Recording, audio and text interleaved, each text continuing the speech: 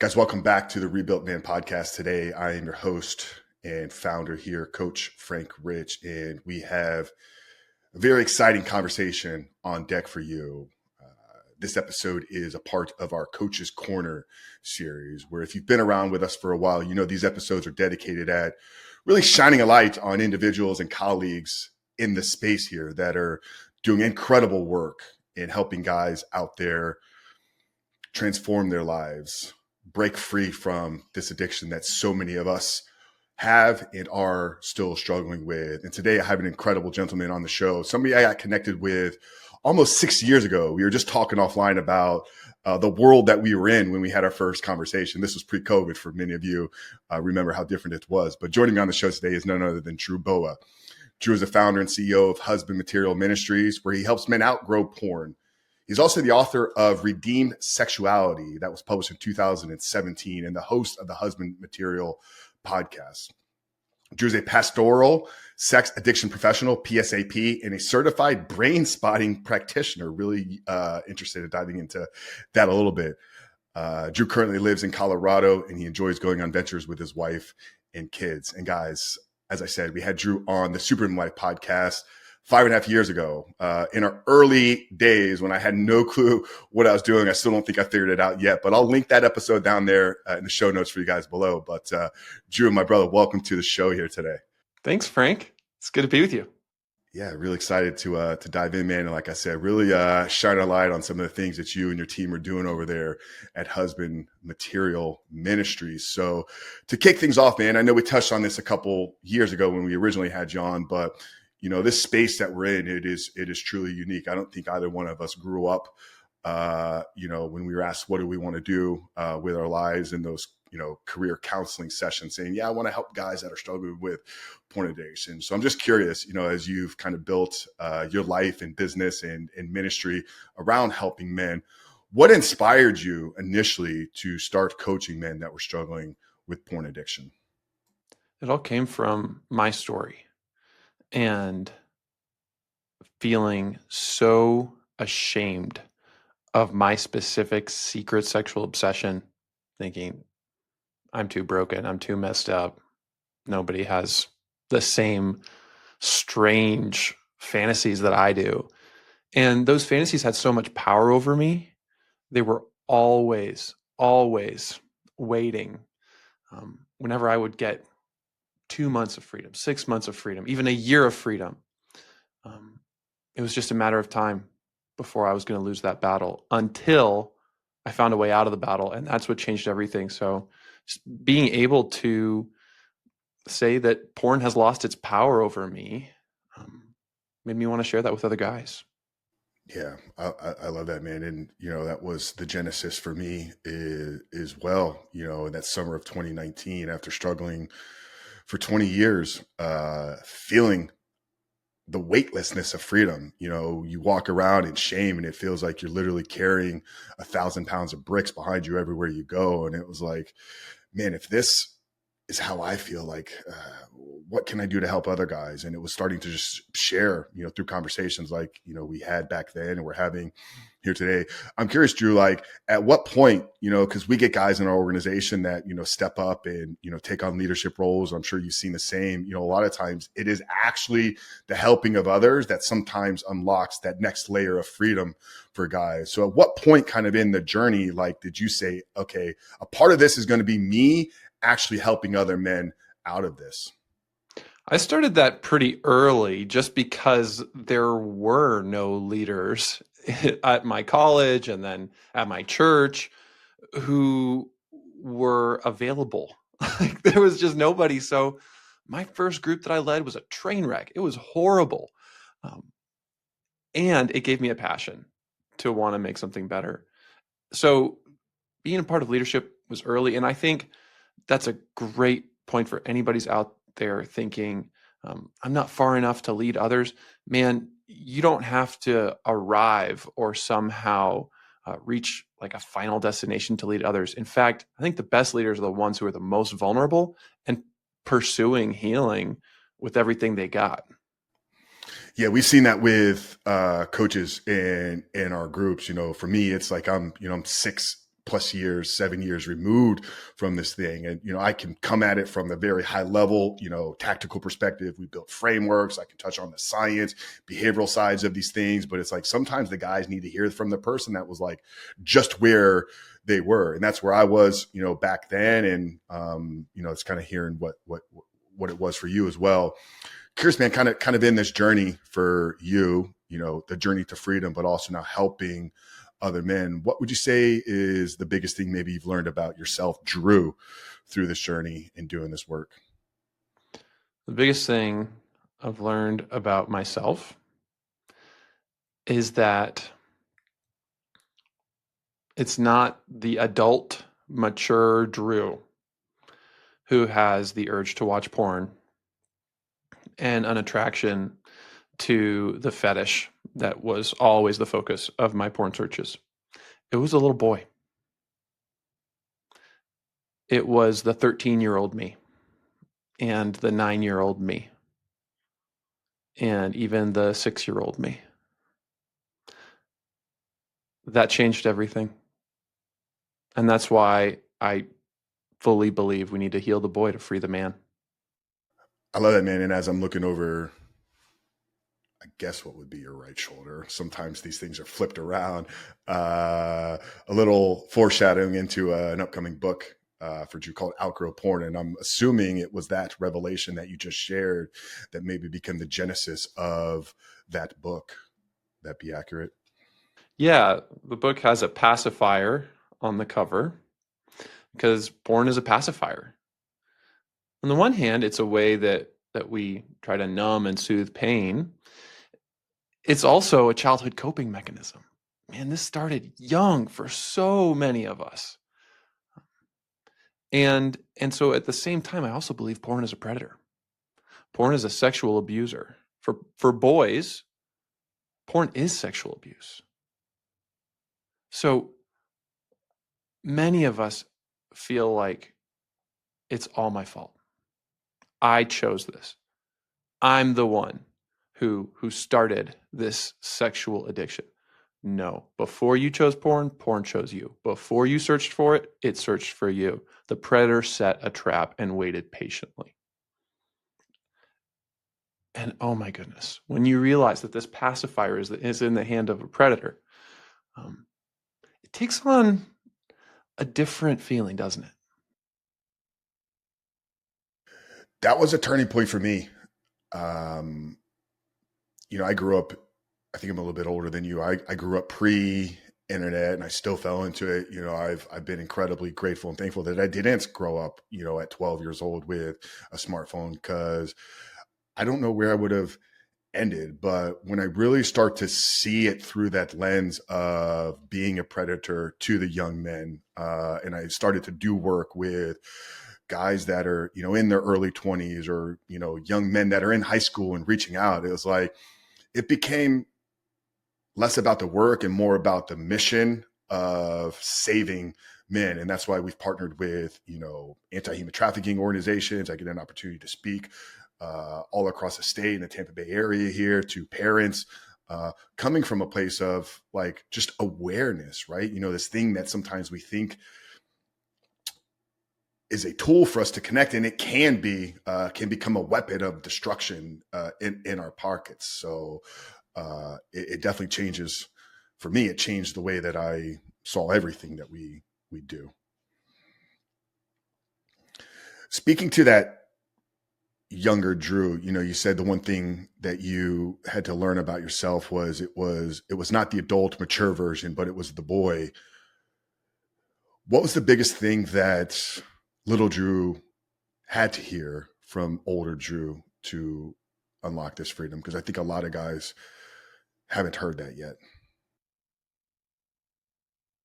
Well, he needed to hear the truth about the specific lies he believed. We all pick up negative narratives, lies. I once heard a client call it the itty bitty shitty committee. That's always reminding you how horrible you are. Lies like, I'm bad. I'm ugly, I'm worthless, I'm alone, I'm rejected. And oftentimes those lies felt true, or even some of them were true at one point. And so to hear the exact truth that we needed back then is the key. And not only to hear it, but actually to prove that it's not true. And that can come through redemptive experiences. And I think fitness and rebuilding your life can be a huge part of that. Of like, oh, maybe I'm not weak. Maybe I am strong. Like maybe I can do hard things and I'm not the person I thought I was. It's so true. And, that's kind of, I think, where I told you offline before we recorded, we're going through a positioning and kind of rebranding because there became this massive revelation for me years ago. I think I was aware of this after being in the work for a little bit, that none of this was about recovery. In fact, most of this isn't about porn. It's about the rebuilding of the man. It's about a recreation of an identity, a restoration of relationship with self that then can restore relationship with others. And it's been amazing for me to be in the trenches with so many men and have walked guys through this journey and see them step into the role as husband and leader or father within the home.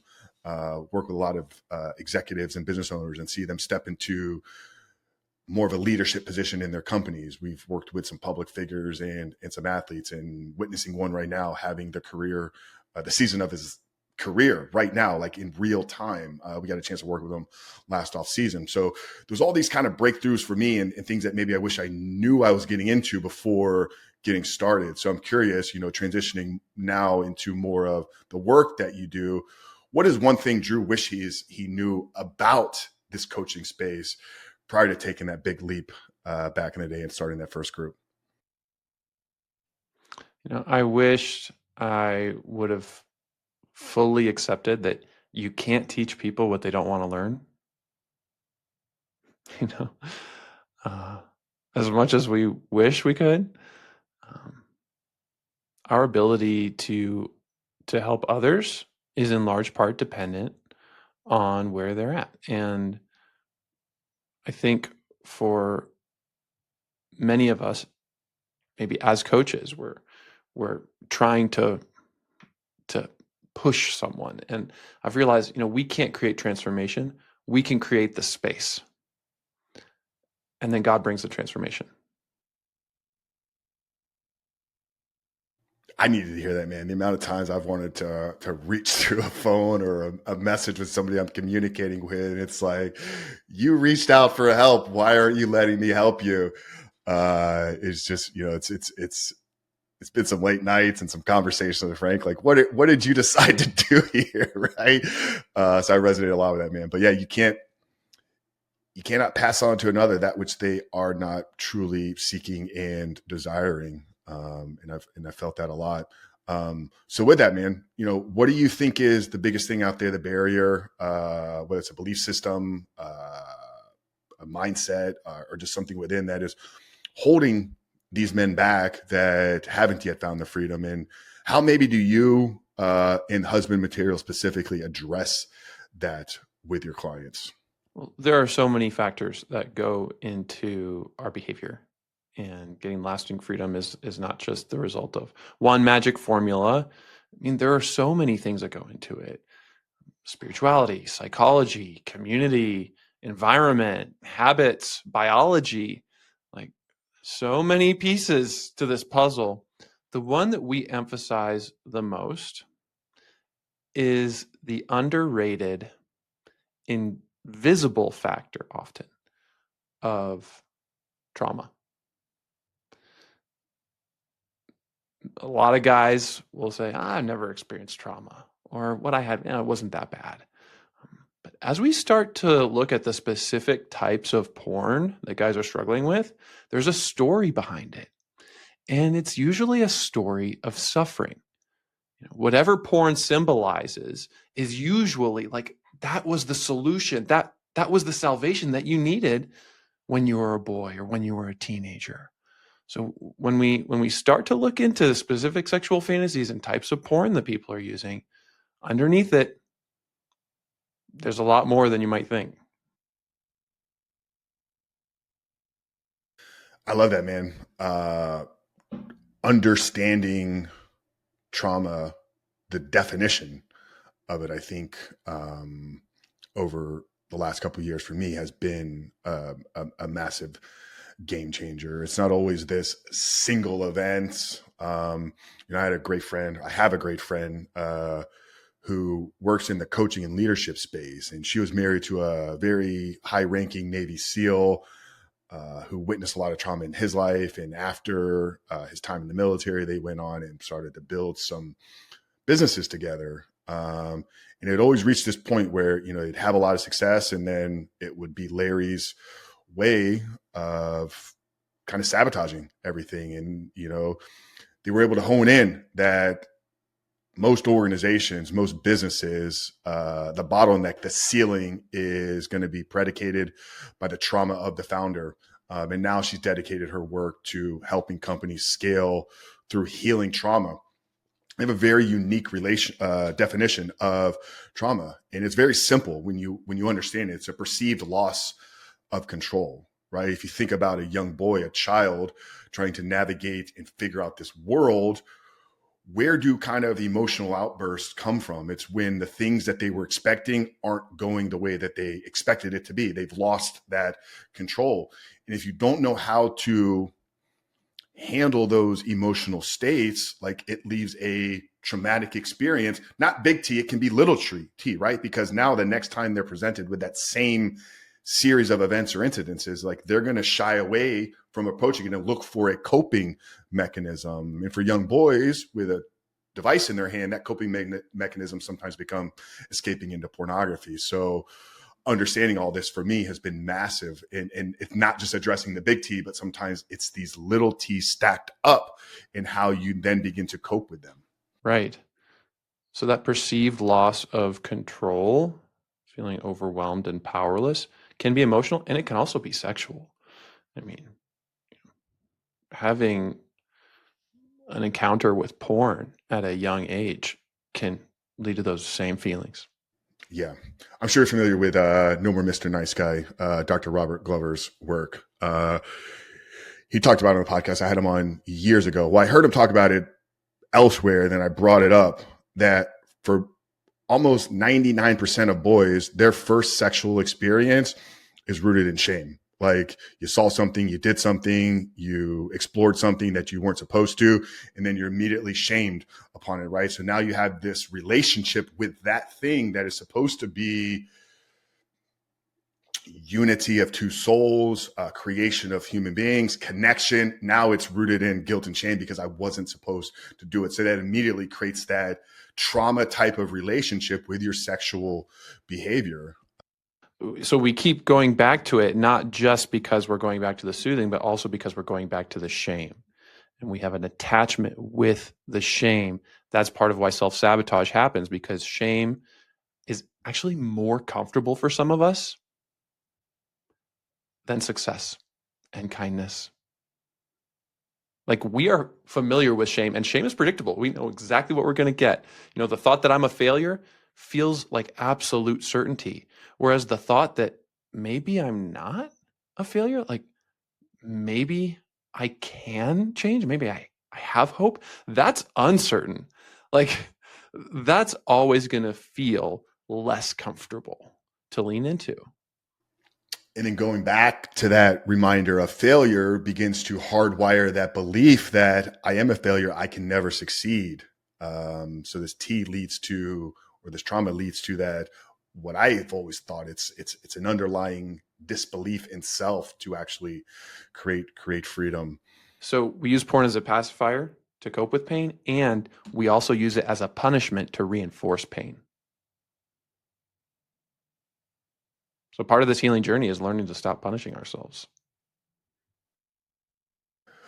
Would you say that is, for you, in Husband Material, the separator in your work, what's made you guys successful? Because I talked to a lot of guys in the space, you mentioned it before, back in the, time where you were looking for freedom, there were very few organizations, coaches, leaders. It seems like there's a new person popping up every day in my inbox or feed somewhere like, hey, I'm helping guys. I was like, okay, good luck. But I've seen you obviously excel over the years since we first spoke. Massive success. I've seen it from the outside. Is it that like signaling on this specific piece is what's been the separator for you? I don't know, Frank. I can think of a number of different separators, but at Husband Material, we believe that in order to be sexually, emotionally, spiritually mature, we have to come back to the boy. We always come back to the boy. We don't leave the boy behind.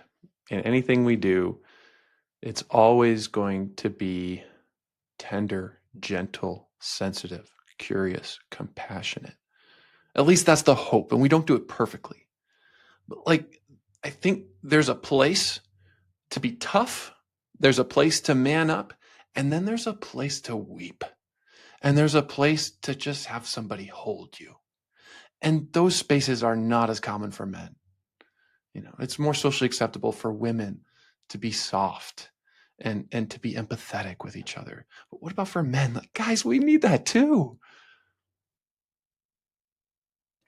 I had somebody ask me one time, what's my coaching style? Is it the hard end man up, or is it that more empathetic, nurturing? And I think from the exterior, people would immediately say Frank's the hard, man up guy. And at my core, both in and out, like that's definitely a part of who I am. But my immediate response was like, if I'm going to be a great coach, I'm going to know how to hold space for both of those. That's what I strive at doing.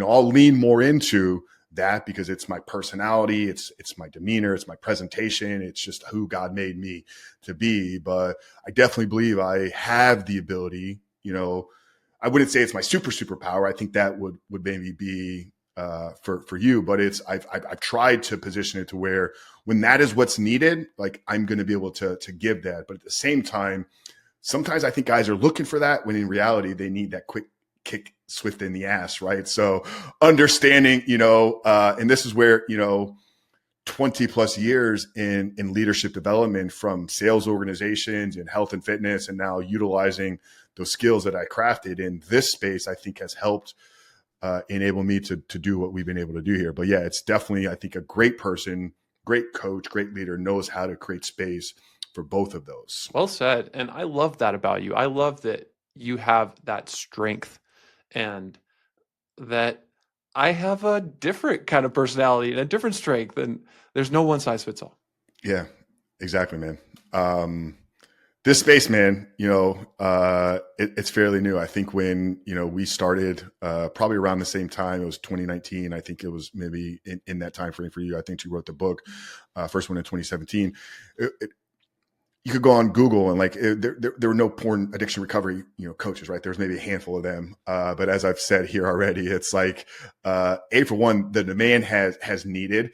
And I think people see it as a way that they can help themselves. And, maybe some saw it as a massive opportunity to make a lot of money, which it can come, but it's not going to come without a lot of work. But it is new, growing, and obviously technology is rapidly changing.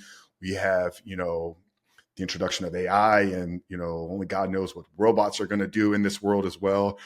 Where do you see, this recovery space in the industry going in the next 3 to 5 years? And how are you kind of positioning yourself to be on the forefront of some of these things that are coming down the pipeline for us? Life is getting more and more digital for many of us. AI is playing a bigger role in all of life, and including sex tech, and including the types of porn or the types of sexual experiences that people are turning to with chatbots and robots and things. So as we look forward, I see more value and more opportunity in embodied experiences, in person, uh, like intensives, rather than everything online. There's a yearning for that right now. And I don't even think guys yet know how to articulate it. But we've even witnessed it like just within members within the group. Like our platform has a map where everybody can kind of see where they're located, and organizing these small little meetups just outside of like the leadership within the role. So definitely a burning desire for all of that. And, I love hearing that's where you guys are going. And that's, in the forefront for us as well, is because it's great, man. We get to connect on Zoom and, run large groups and one-to-one intensive. But it's like when you break bread, when you, skin to skin contact, doing hard things or having hard conversations in person, there's, in my opinion, there's nothing that's been can duplicate that. So Yeah. And the online stuff is such a blessing, and it has limitations. And sometimes guys are more comfortable online, and they need to take the risk to show up physically, because maybe that's where the next level of connection and healing is. we'll have guys come in and want to join calls, camera off, and it's like this isn't something you just sit back and watch. Like that's the thing that we're trying to break, is that spectator personality in you. Like it's a requirement. If you show up on a call with us, even if you're not speaking, like that camera is on, and it's difficult. I've had guys drop off of calls and I got to reach out to them. Hey, this is just, it's a part of our I don't want to say it rules here, but it helps. Like, being able to see the processing and even have other guys see you as you're sharing vulnerable things, virtually can create a connection. But yeah, that in-person stuff, man, I'm excited about what that's going to create, because yeah, it is a burning desire for guys out there. The goal with these conversations is obviously highlighting the work that you're doing, but really collectively organizing as colleagues and leaders in this space. There's more of a need than ever, and I don't think the demand for the work that we do is slowing down anytime. So what, Drew, do you think we can do collectively here as colleagues to maybe join forces and reach more men and just create this, what I say is a porn-free world for all men out there? Thanks for having me on your podcast as part of that. And I'd love to have you back on mine. Yeah, let's collaborate. It's so easy to compare or to compete, instead of to lift each other up. So let's do more of that. Absolutely, man. Yeah. And a little foreshadowing again, guys, we talked about Drew's upcoming book. So you guys are hearing this, if it goes live late September, but his book is coming out August 25th. So we're going to be doing a follow-up conversation, going a little bit deeper on that, onto the superhuman life. So once again, I'll drop that original conversation that Drew and I had back in 2020 down there in the show notes, give you guys a little bit of a background on him. But I'm excited to go deeper and continue to stay in touch and stay connected. So wrapping this conversation up here, thousands of guys and maybe one day millions of men will hear this conversation based upon how well I can market it. As we bring it to a close, though, for the guy out there that is still struggling, whether it's recognizing that trauma, maybe it's even the admittance of the struggle in his life, what's the one thing you want to pass on to him here today in kind of a closing remark or statement to the guy out there that is still struggling, Drew? We talked about some of the lies that we believe about ourselves. And those lies didn't come from nowhere. They often came from very specific people and events. You can still hear those voices in your head. The truth that sets me free more than anything else is what I want you to hear right now. Exactly as you are. You are God's beloved Son. In you, He is well pleased. He is thrilled, delighted, and overjoyed. That's who you are. Drew, I just want to take a moment, man, and acknowledge and recognize you for your heart of service and your strength that's rooted in vulnerability, to first step out and lead that first group when, you had no clue what you were doing. And, I would call myself a bumbling idiot back then, and, just less bumbling now, more of an idiot today than I was back then. But, without guys like you,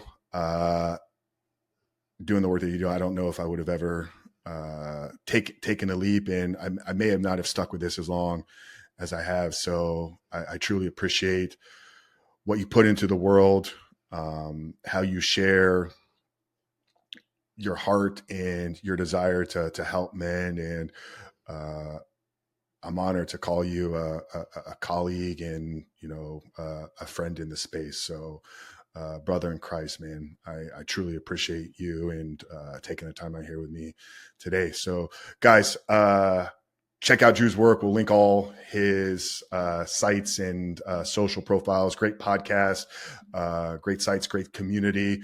And be on the lookout for that upcoming episode on the Super Life. So we'll have that link down there in the show notes for you guys. Make sure to subscribe. But as always, guys, if you're getting value out of these episodes and conversations, we ask for your help in these two ways. If you haven't yet, hit that subscribe button. Watching us on YouTube, turn those post notifications on. You'll get a notification every time new episodes are dropped. But with this one specifically, if there's a brother in your life, if there's somebody that is struggling with anything we touched on here today, do myself and Drew the favor, but more importantly, do the blessing in that man's life by sharing this conversation with him. But for Drew Boa, founder of Husband Material Ministries, your host, Coach Frank Rich here, guys. We love you. Thank you, Frank.